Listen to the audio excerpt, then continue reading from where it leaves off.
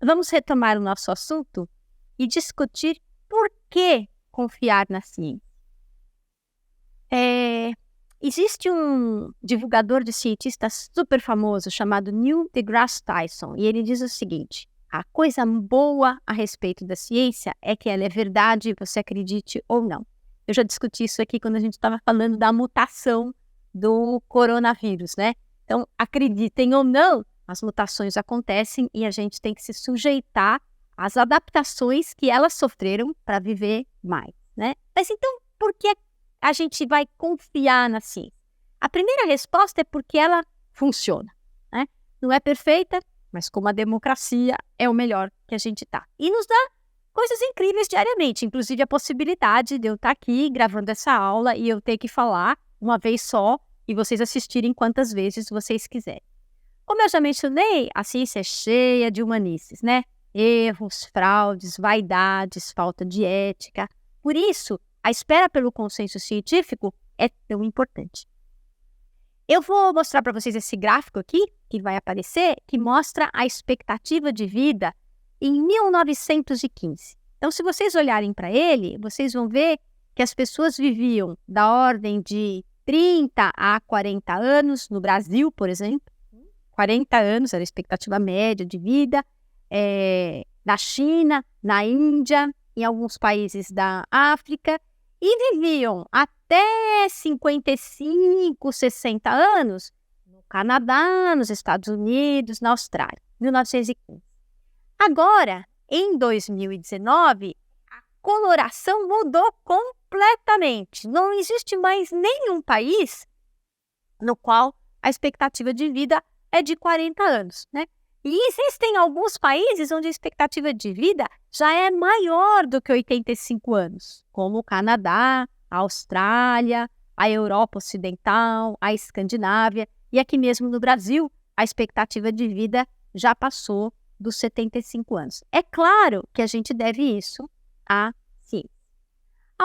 O outro assunto e as vacinas, né? Tem um papel determinante nesse aumento da expectativa de vida. Aqui no Brasil, as criancinhas já começam a se vacinar quando nascem, né? E isso tem um papel enorme em evitar que elas fiquem doentes. Não é verdade que é melhor cuidar do que prevenir. Sempre a precaução é a melhor coisa que a gente pode fazer, né? Com relação principalmente a doenças que podem deixar sequelas às vezes nada boas. Portanto, a ciência nos traz esperança, né? As pessoas agora que se vacinaram contra a Covid, essa proliferação de fotos e imagens das pessoas se vacinando é uma expectativa de que a vida pudesse voltar ao normal. Além disso, a ciência traz dinheiro e tecnologia de ponta. Então, eu não sei se vocês sabem, mas o que nos possibilita isso aqui também é o www, né? A World Wide Web. E isso foi desenvolvido em 1989 por Berners-Lee, no CERN. Então, o CERN é o grande laboratório de física nuclear que eu já mencionei, no qual fica o Large Hadron Collider, lá na fronteira entre a Suíça e a França. Precisava haver um protocolo de comunicação entre cientistas que iam lá fazer experiência e depois voltavam para os seus países, ou que precisavam analisar dados remotamente. E aí foi desenvolvido o www, que está aí, né, o tempo todo mundo usando aí nos seus buscadores. Também existem estudos que, quando a gente pensa em termos de ciência que envolve muita tecnologia, isso acaba trazendo um custo econômico para a sociedade enorme, né? O retorno econômico acaba sendo maior do que o retorno econômico de serviços financeiros, por exemplo. Então, a ciência traz dinheiro e tecnologia de ponta e uma vida cada vez mais confortável, né? A gente pode fazer esses exames sofisticados, como tomografia por emissão de pósitrons, ressonância magnética nuclear. Existem carros que já se autodirigem, já se estacionam lindamente apenas com sensores e GPS, e o GPS usa informação sobre a relatividade que eu já falei aqui e sobre a física quântica, né? Então percebam, aquilo que foi uma ciência revolucionária lá no começo dos anos 1900, no século passado, hoje já virou tecnologia ao alcance de todo mundo aí no seu celular, né?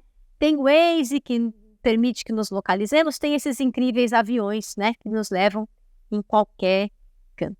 Bom, eu queria agora falar de um livro sobre Leonardo da Vinci, que eu li. Esse livro foi escrito por Walter Isaacson. E eu acho esse livro muito legal, porque ele fala de algo que as crianças todas têm e que são características importantíssimas nos cientistas. A principal qualidade de um cientista é a curiosidade. E eu vou falar desse livro porque ele conta uma coisa no final que eu acho genial, né? O Leonardo da Vinci, ele tinha o hábito de escrever num caderninho as coisas que ele não tinha tido tempo de pesquisar, mas que ele ainda queria entender. Ele dissecava cadáveres, ele fazia equipamentos sofisticados para voar, para transpor rios e coisas assim, né? Então, uma das coisas que ele queria descobrir, e ele morreu sem saber, é como funciona a língua do pica-pau. E por que ele se interessou pela língua do pica-pau? Provavelmente ele dissecou o cadáver de um pica-pau, né? E descobriu que a língua do pica-pau era enorme.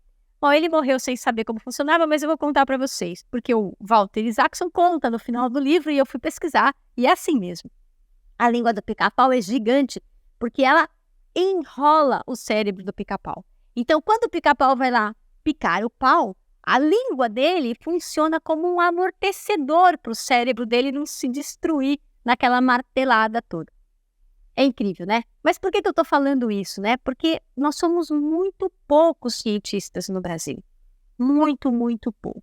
Muito poucos. E as crianças nascem todas cientistas. Todas elas querem saber por que isso, por que aquilo, como é. Então, a gente tem alguma coisa no nosso sistema educacional que inibe essa curiosidade ou que dá um fim nessa curiosidade. E o que a gente tem que fazer é estimular. E quando a gente não sabe responder uma pergunta de uma criança, a gente tem que ir atrás de alguém que saiba para que essa coisa não morra. Quem sabe assim a gente tem mais cientistas. Eu estou dizendo isso porque não é preciso ser um gênio para ser cientista. O que é preciso trabalhar incansavelmente. A ciência é cansativa, o dia a dia do cientista é um dia de descobertas, então também tem uma adrenalina que nos mantém ali. Quando a gente descobre alguma coisa, mesmo que alguém já tenha descoberto, aquele momento da descoberta é uma coisa muito boa, é fascinante. E formar um cientista leva muito tempo, né? 4, 5 anos de graduação, 2 anos de mestrado, 4 anos de doutorado, 2 anos de pós-doc, quando tem financiamento. Então, dificilmente a gente forma um cientista em menos do que uma década. Então, a gente precisa valorizar o cientista e valorizar a ciência, né? E aí, uma outra coisa que sempre se questiona é o Brasil nunca teve ninguém que ganhou um prêmio Nobel, mas o nosso dinheiro vem aos soluços, aos trancos e barrancos. Como é possível que a gente tenha uma ciência completamente estável que vai subindo se o financiamento não obedece essa lógica? Muito bem. Então, para concluir essa nossa discussão, eu queria lembrar algumas coisas das quais eu já falei. O método científico obedece um sistema de regras e protocolos bem definido. Ele é robusto, certo? As fraudes não sobrevivem, os erros não ficam ali, apesar de que às vezes eles se disseminam de forma mais rápida do que as verdades científicas, porque elas às vezes são complicadas. E a ciência tem o seu tempo próprio. Então, esse ajustar de coisas e avaliar e reavaliar leva um tempo que tem que ser respeitado. Nenhuma experiência pessoal se sobrepõe ao consenso científico. Nenhum médico pode fazer uma experiência no seu laboratório com os seus pacientes sem obedecer protocolos científicos e achar que aquilo vai valer mais do que todo esse sistema internacional que eu mencionei para vocês. A verdade científica é sempre provisória, certo? Sempre provisória. Então, provavelmente, daqui a 10 anos eu vou saber muito mais do que eu sei hoje, ou a sociedade vai saber, se quiser, muito mais do que sabe hoje. E na dúvida, a gente tem que usar o princípio da precaução. Os filósofos estudam ética, então a gente precisa discutir ética. Mentir não é ético, e uma coisa muito importante é obedecer esses protocolos que avaliam a ética das pesquisas que são propostos. Na ciência, no mundo todo, é financiado, na sua maioria absoluta, com verba pública. Não é verdade que a ciência está vinculada ao interesse do grande capital ou das grandes empresas. Mas ela existe, como eu mostrei aqui, no caso do Teflon, por exemplo, né? No caso do cigarro, por exemplo. Então, a gente tem que saber analisar isso cuidadosamente. E, por fim, para terminar, eu queria dizer para vocês que quem detém o conhecimento detém o poder.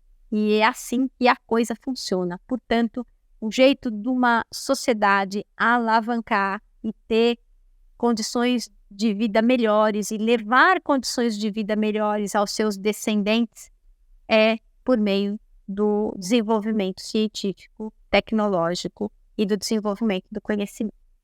Tá bem?